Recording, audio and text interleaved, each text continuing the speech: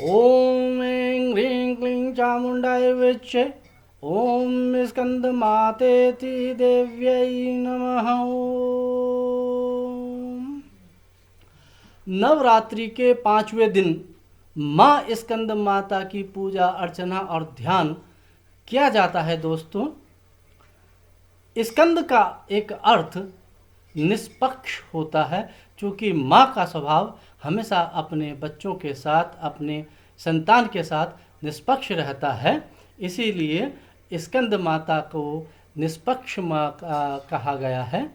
और एक और इसके बारे में किंवदंती है कि जो माँ पार्वती और भगवान शिव के पुत्र कार्तिकेय थे, उनका भी नाम स्कंद था, इसलिए भी इनको स्कंद माता कहा जाता है।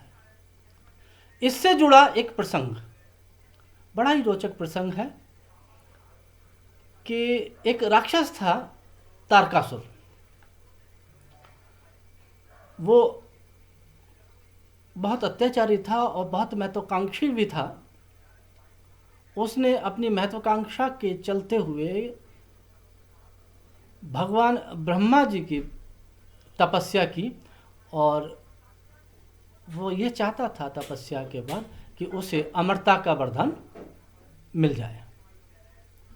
जब उसकी तपस्या पूर्ण हुई, ब्रह्मा जी प्रसन्न हुए और उसके पास आए तो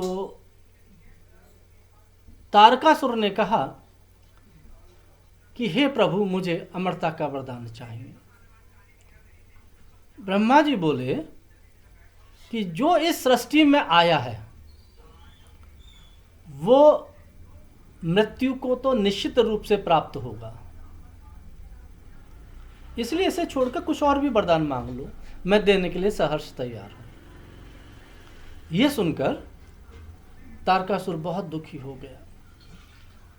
निराश मन से उसने सोचा समझा, फिर बोला कि प्रभु, अगर आप मुझे अमरता का वरदान नहीं दे सकते तो आप मुझे ये वरदान दें कि मेरी मृत्यु भगवान शिव के पुत्र के हाथों हो। इस मंशा के पीछे भी बहुत ही गहरा तथ्य है, क्योंकि मां पार्वती का स्वरूप पूर्व में मां सती का ही स्वरूप है। मां सती राजा दक्ष की पुत्री थी और दक्ष के हवन में माता सती ने अपने आप को दाह कर लिया था, जिसके ब्रह से शोक में डूबे हुए भगवान शिव ने अनंत समाधि ले ली थी। तो तारकासुर ये सोचता था कि ना तो भगवान शिव अपनी अनंत समाधि से जागेंगे, ना उनका विवाह होगा और ना उनके पुत्र होगा, और जब उनके पुत्र ही नहीं होगा तो मेरी मृत्यु भी नहीं होगी। ब्रह्मा जी ने भी उससे तथास्तु कहा, अर्थात जैसा तुम चाहते हो वैसा ही हो, ऐसा कहकर वो भी अंतर ध्यान हो गए। अब ये वरदान पाकर तारकासुर तो निष्कंटक हो गया, अति महत्वाकांक्षी जो ठहरा वो। अब उसने सोचा उसकी मृत्यु तो हो ही नहीं सकती, तो उसने तीनों लोकों में हाहाकार मचाना शुरू कर दिया। उधर देवता इस बात को जानते थे कि जो हिमवान की पुत्री हैं पार्वती, वो माता सती का स्वरूप है। तो सभी देवी देवताओं ने मिलकर प्रयत्न करके भगवान शिव को अनंत समाधि से जगाकर दोनों का विवाह भी करवा दिया। क्योंकि प्रसंग बहुत लंबा हो जाएगा, मैं कहानी को बहुत संक्षेप में आपको बता रहा हूं। भगवान शिव के और पार्वती के संयोग से कार्तिकेय की उत्पत्ति हुई। क्योंकि तारकासुर ने यह वरदान मांग रखा था कि भगवान शिव के पुत्र के हाथों से उसकी मृत्यु हो, इसलिए अपनी बाल्यावस्था में ही कार्तिकेय को तारकासुर से युद्ध करना पड़ा। अब बालक देवताओं का, गणों का सेनापति तो बन गया, लेकिन इसके लिए कठोर प्रशिक्षण की आवश्यकता थी।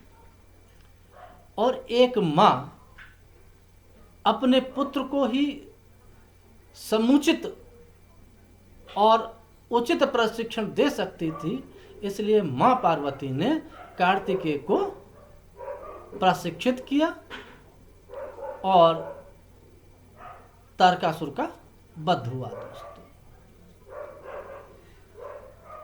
तो इस स्वरूप में भी इनको माता स्कंद मां कहा जाता है।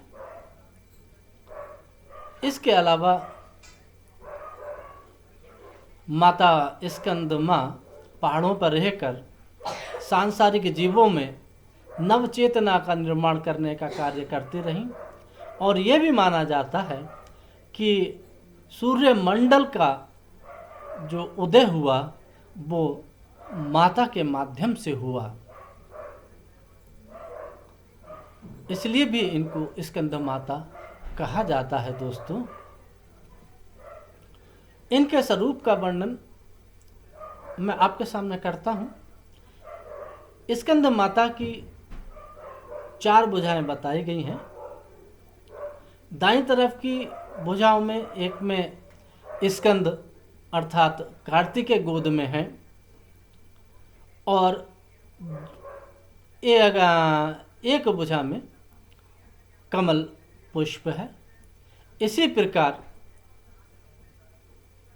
दूसरा जो भुजा है उनकी वो अभय मुद्रा में है और कमल पुष्प हाथ में है।